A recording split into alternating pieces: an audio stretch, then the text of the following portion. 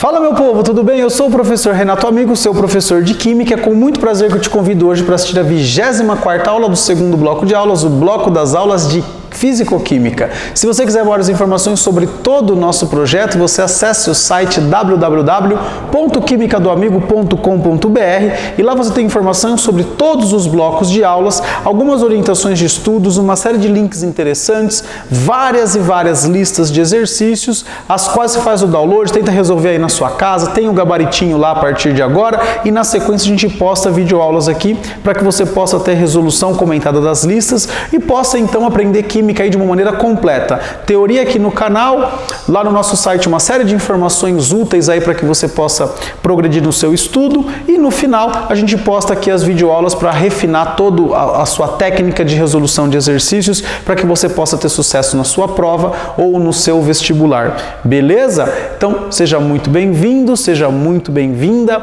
à nossa terceira aula sobre cinética química. Pessoal, particularmente essa aula que eu acho mais legal da cinética, né, é a aula que a gente vai trabalhar a lei de ação das massas. Nesta aula, a gente vai apresentar para vocês os conceitos de ordem e mecanismo de uma reação com base nos aspectos cinéticos dessa reação.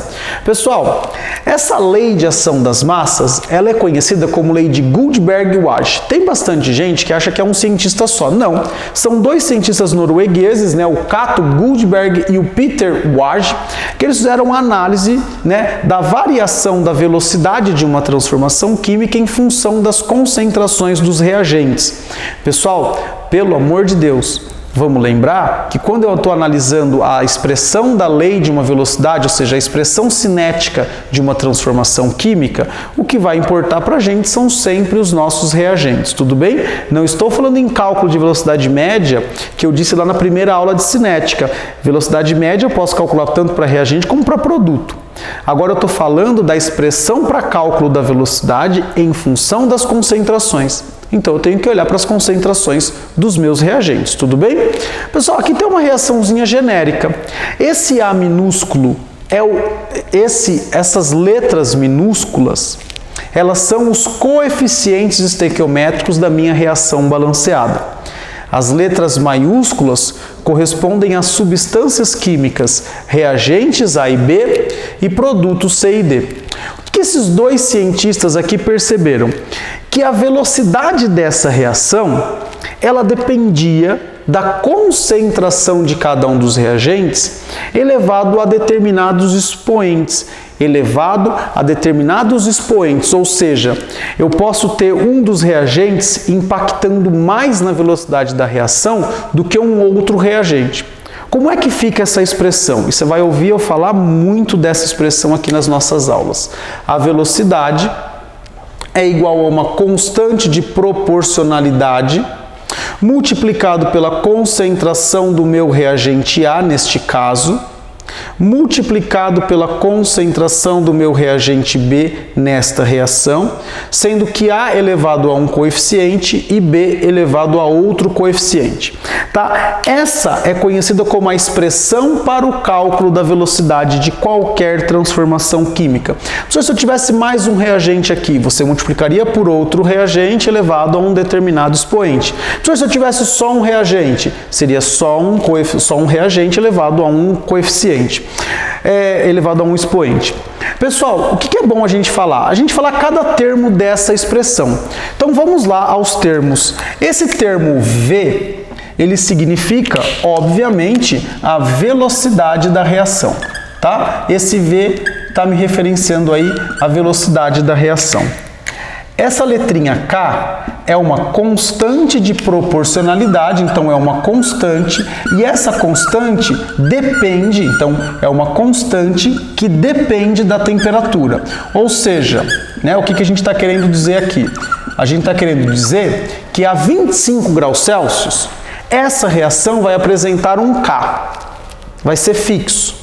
Toda vez que eu fizer ela a 25 graus Celsius, independentemente das concentrações, este K vai ter o mesmo valor. Agora, se eu fizer essa reação a 30 graus Celsius, a gente viu na aula anterior que uma coisa que influencia na velocidade da reação é a temperatura. Então, se eu aumentar a temperatura, eu vou aumentar a velocidade, logo o meu K vai mudar. Tudo bem? Então, para as mesmas concentrações, se eu fizer numa temperatura maior, a velocidade é maior. Então, o K tem que mudar, concorda comigo? Se as concentrações são a mesma e a velocidade é maior, o K, portanto, depende da temperatura. Porque às vezes o pessoal fala, constante é constante. Calma! Constante vale para uma mesma temperatura. Se eu aumentar ou diminuir a temperatura, muda a constante, muda o valor de K. Pessoal, toda vez que você encontrar alguma coisa nesse conchetezinho aqui, a gente está falando da concentração dos nossos reagentes, tá bom? Então, aqui, ó, esse conchetezinho tem a ver com concentração. Pessoal, e os expoentes, né, que é o grande detalhe, né, X e Y correspondem à ordem da reação, a ordem em relação a cada reagente. Então, olha lá, o X é a ordem da reação em relação ao reagente A. O Y é a ordem da reação em relação ao reagente B. E se eu fizer isso aqui, ó, X mais Y, eu tenho a ordem global da reação. Olha só que bacana, hein? A ordem global da reação. Você falar em casa, lá, eu aprendi o que é a ordem global da reação. Puta, vamos falar assim, nossa, que coisa difícil, né? O que que é? É somar esses dois expoentes aqui. Digamos que aqui fosse expoente 1, aqui expoente 3. Qual é a ordem global da reação? 4. Ela é de primeira ordem em relação ao reagente A e de terceira ordem em relação ao reagente B. Só isso. Então, o X e o Y são as ordens em relação a cada um dos reagentes e o X mais o Y é a ordem global da reação. Agora, você deve estar se perguntando aí se é que você já não viu esse conteúdo e está só aqui tentando refinar os seus conhecimentos. De onde eu tiro X e Y? X é A, Y é B? X é sempre 1, X é sempre 2? Pessoal, química é uma ciência experimental. Portanto, X e Y são obtidos experimentalmente. Eu vou repetir, se você não entendeu. X e Y são obtidos experimentalmente. Mas, professor, lá na minha escola, calma, a gente vai chegar nos casos específicos. Mas vamos primeiro ter em mente que esse X e esse Y são obtidos experimentalmente. Agora, na próxima lousa, eu vou colocar duas reações e a gente vai determinar esse X e esse Y com base nos experimentos. E é com base nessa ideia que eu vou trabalhar os outros conceitos em cima da lei de ação das massas, beleza? Aguenta um pouquinho aí. Fala galera, voltamos aqui agora com uma lousa nova, onde eu tenho agora duas reações. A mais 2B formando C e D, uma reação genérica, né? E aqui eu tenho a reação de A mais 2B formando AB2. São duas reações diferentes. Primeira reação, fui para o laboratório, você foi comigo, a gente fez vários experimentos, nós fizemos 3 experimentos e nós obtivemos essas informações. Quando a concentração de A era 0,1, a concentração de B era 0,1, a velocidade em mol por litro por segundo foi de 2. Variei as concentrações e verifiquei qual foi a variação da velocidade. Pessoal, presta bastante atenção. Suponha que eu quero fazer uma dieta. Eu tomo muito refrigerante e como muita fritura. Eu quero saber qual dos dois tem o maior impacto na minha dieta. Ou seja, eu só quero cortar um, porque eu não vou conseguir cortar os dois de jeito nenhum. Eu não vou conseguir viver sem fritura e refrigerante. Mas eu acho que sem um deles eu consigo viver. E eu quero fazer uma dieta. Então, na primeira semana, eu vejo minha massa, vou lá, verifico a minha massa, 90. Tiro o refrigerante. Fico uma semana sem tomar refrigerante, comendo fritura normal. Não como mais nem menos, como a mesma coisa. Vou lá e meço minha massa novamente. 86. Então, uma semana sem tomar refrigerante, continuando comendo fritura, eu emagreci 4 quilos. Beleza? Agora fazer o quê? Eu já sei que eu estou com 86, eu vou voltar a tomar o refrigerante e vou tirar quem? A fritura. Passei mais uma semana assim. Fui lá verificar minha massa novamente e eu vi que deu 83 quilos. O que eu percebi? Que quando eu tirei o refrigerante, eu emagreci 4 quilos em uma semana. Quando eu tirei a fritura, eu emagreci 3 quilos em uma semana. Logo, na minha dieta hipotética, isso não aconteceu, nem emagreci, nem tirei fritura e refrigerante da minha dieta, qual foi melhor? Foi melhor tirar o refrigerante, porque no mesmo período de tempo eu emagreci mais, vamos dizer assim. Show de bola! Aqui, pessoal, para analisar experimentos é mais ou menos a mesma coisa. Exemplo. Pessoal, se eu quiser saber qual é a influência da concentração de A na velocidade desta reação, eu tenho que pegar um par de experimentos para fazer uma comparação em que B esteja constante. O que acontece? Eu não posso pegar o experimento 2 e 3, nem o 1 e o 3, para analisar a concentração de A. Por quê? Porque nesses experimentos B não está constante. Então guarda isso na cabeça. Para analisar a concentração de A, ou seja, a influência de A na velocidade da reação, B tem que estar constante, ou seja, B não pode variar. E aí eu pergunto para você, qual é um par de experimentos em que B esteja constante? Experimento 1 e 2. Concorda que no 1 e no 2 a concentração de B não mudou? Então o B não vai influenciar na velocidade da reação. Então aqui eu vou analisar o experimento 1 e o experimento 2. Olha só que fácil. Do experimento 1 para o 2, o que aconteceu com a concentração do A? Você multiplicou por 2, não foi? Pensa sempre assim que vai te ajudar. E o que aconteceu com a velocidade da reação? Você multiplicou por quanto? Parabéns, multiplicou por 4. Agora você vai colocar isso numa expressão matemática. 2 elevado a quanto dá 4? Fala para mim. Isso mesmo, o nosso x aqui, portanto, vale 2, porque 2 elevado ao quadrado dá 4. Então, o que eu descobri? A ordem da reação em relação ao reagente A. Eu já vou colocar esse 2zinho aqui para me ajudar depois. Eu já sei, então, que essa é uma reação de segunda ordem em relação ao reagente A.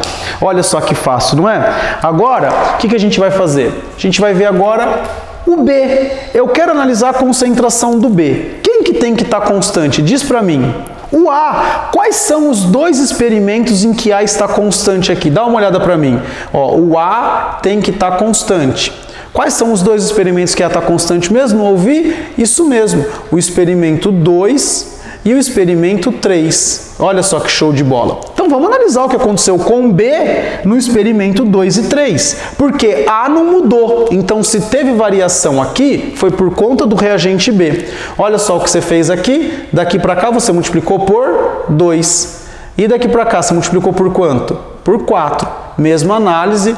2 elevado a que número dá 4. Ó, a gente já sabe então que essa também é uma reação de segunda ordem em relação a B. Então posso colocar isso aqui.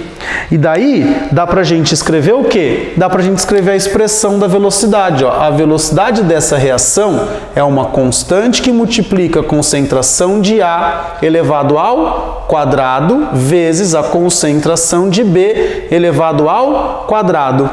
Você percebeu que esses expoentes não são coincidentes com estes coeficientes. Então você não pode achar que toda reação vai ser assim. Beleza? Eu obtive então de forma experimental a expressão para calcular a velocidade dessa reação. Vamos ver se você entendeu? Vamos fazer essa? É bem bacaninho isso aqui, né? Isso não é tão difícil não, vai? Vamos lá então. A gente tem uma reação agora A mais 2B formando AB2. Beleza, os reagentes são os mesmos. Os dados, as informações são outras, né? Enfim, outro conjunto de dados aí experimentais. Se eu quiser saber a concentração de A, o que tem que estar constante? Parabéns, B tem que estar constante. Uma pergunta dos alunos. Professor, se eu tiver 3 experimentos, é a mesma ideia. Um vai variar e os outros 2 vão ser o quê? Constantes. Parabéns, é isso aí. Vamos lá então. O que eu tenho? Quais são os 2 experimentos em que B está constante? 1 e 2. Pessoal, é só coincidência, não vai ser sempre 1 e 2, tá? Não fica pensando nessas besteiras não, tá bom? Vamos lá então. No 1 e no 2, o que aconteceu com a concentração do A? Vamos lá, de 0,3 para 0,6 eu multipliquei por 2. Olha o que aconteceu com a velocidade da reação. De 4 para 8 eu multipliquei por 2. Agora você me diz aí, 2 elevado a que número dá 2? Você sabe então que x vale 1. Olha só que maravilha! Então eu já sei que essa reação é de primeira ordem em relação ao meu reagente A. Posso escrever isso aqui? Of course que sim. Ah lá, escrevi aqui já. Maravilha! Agora eu vou fazer o quê? Eu vou olhar qual é a influência do B na velocidade dessa reação. Galera, qual é o par de experimentos em que A está constante nesse meu conjunto de dados? Boa! O experimento A constante, no experimento 1 e no 3. Poxa, professor, mas é que então, né, não tem nenhuma relação, é um par de experimentos, aí qual que é o problema? 1 e 3, galerinha, no 1 e no 3, o que está acontecendo com a concentração de B? Eu estou multiplicando por quanto? Isso aí, eu estou multiplicando por 2. E o que aconteceu com a velocidade da reação? Eu multipliquei por 4.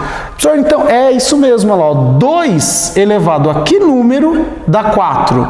Essa é a pergunta que você vai se fazer. Quanto que vale esse y aqui? 2 aí, parabéns, é segunda ordem em relação a B. Então você coloca o 2 aqui.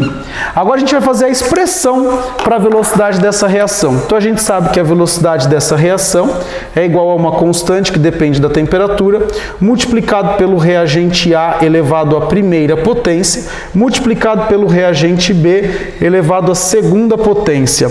Pessoal, essa é a expressão para calcular a velocidade dessa reação. Galera, presta muita atenção. Que número que está aqui? Não precisa pôr, mas é o número 1. Que número que está aqui? É o número 1. Que número que está aqui? É o número 2. Que número que está aqui? É o número 2.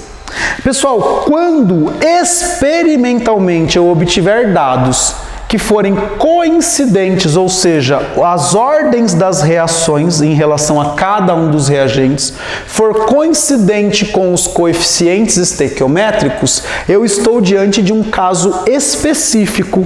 Essa reação, eu posso dizer que é uma reação na química classificada como reação elementar. O que é uma reação elementar? É uma reação que ocorre apenas em uma única etapa. Como que eu cheguei nessa conclusão? Analisando os dados experimentais, os coeficientes estequiométricos são coincidentes com as ordens das reações. Para que interessa isso? Se você sabe fazer o experimento, professor, eu já sei fazer assim, não quero nem saber essa coisa. Cuidado! Às vezes, o exercício não vai te dar uma tabela de dados, ele só vai te falar o seguinte, ó, a reação é elementar. O que ele está querendo te dizer? Meu querido e minha querida, é mais fácil para fazer o cálculo.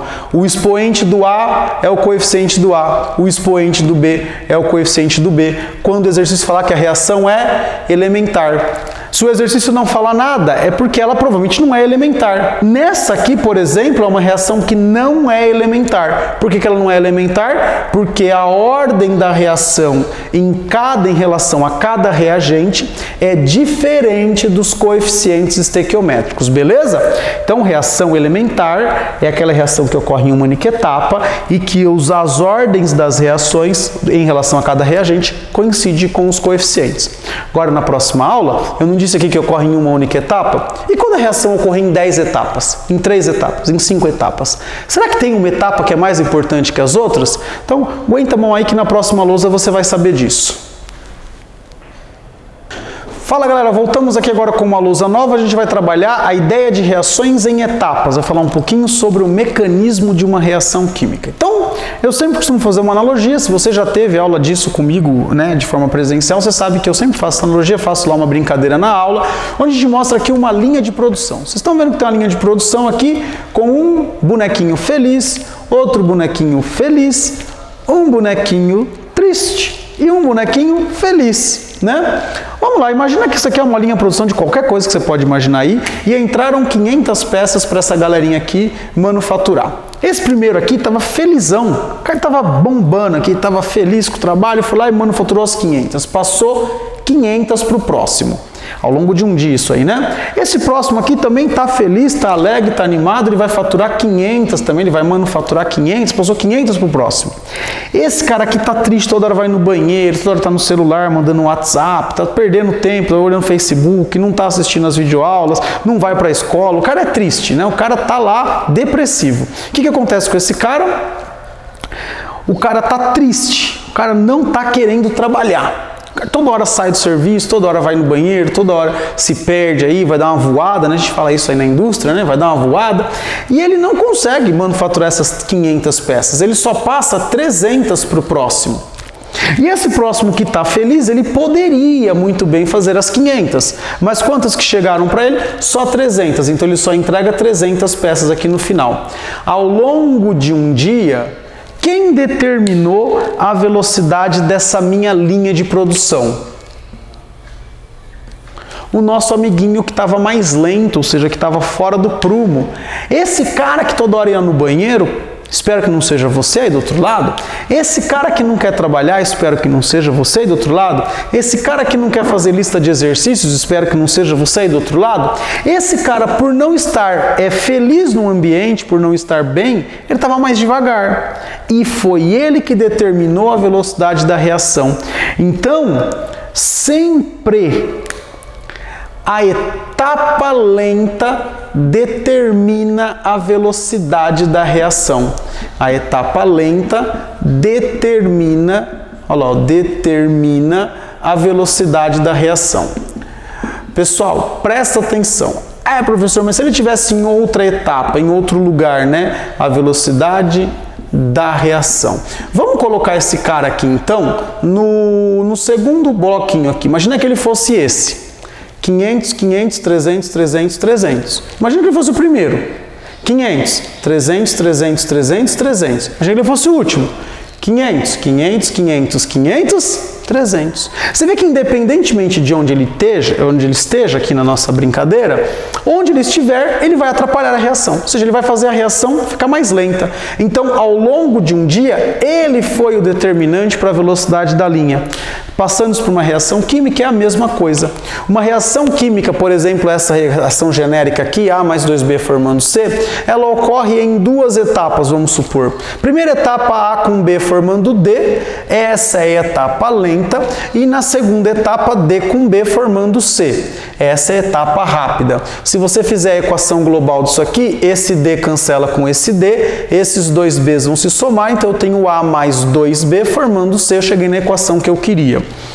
Posso também apresentar essa reação em etapas, ou seja, esse mecanismo para você, numa forma gráfica. Eu tenho aqui os reagentes, essa é a minha primeira etapa, né? Essa é a etapa de número 1.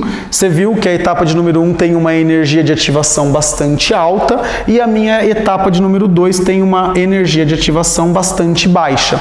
É óbvio que a velocidade da etapa 1 é muito menor do que da etapa 2, porque eu preciso de mais energia para atingir esse complexo ativado aqui. Tudo bem?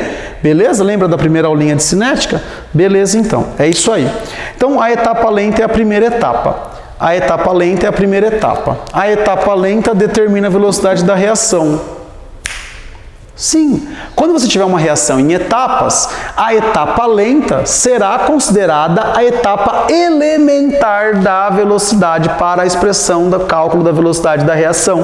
Peraí, professor, você falou reação elementar? Não, eu disse que essa etapa é elementar, ela é a mais importante, portanto é a partir dela que você determina a expressão para cálculo da velocidade. E você vai considerar como se ela fosse elementar. E lembra na lousa passada, quando a gente tem uma reação elementar, o que são os expoentes? Os expoentes são coincidentes com os coeficientes estequiométricos. Olha só então, essa reação aqui, ó, essa reação teria essa expressão para cálculo da velocidade. Por quê? Porque esses são os expoentes dos reagentes na etapa. Isso, maravilha! Então, as ordens em relação a cada um dos reagentes, elas têm a ver com a etapa lenta, que é a etapa que determina a velocidade de uma reação. Então, olha só o que você aprendeu hoje. 3 métodos para calcular, para mostrar a expressão para o cálculo da velocidade de uma reação. Primeiro método mais importante, experimental. Depois você viu que pode acontecer uma coincidência. Os valores obtidos experimentalmente podem ser coincidentes com os coeficientes. Quando isso acontecer, a reação é elementar, ocorre em apenas uma etapa. Você simplesmente pega os coeficientes e transporta para os expoentes. E esses coeficientes se tornam, então, as ordens da reação.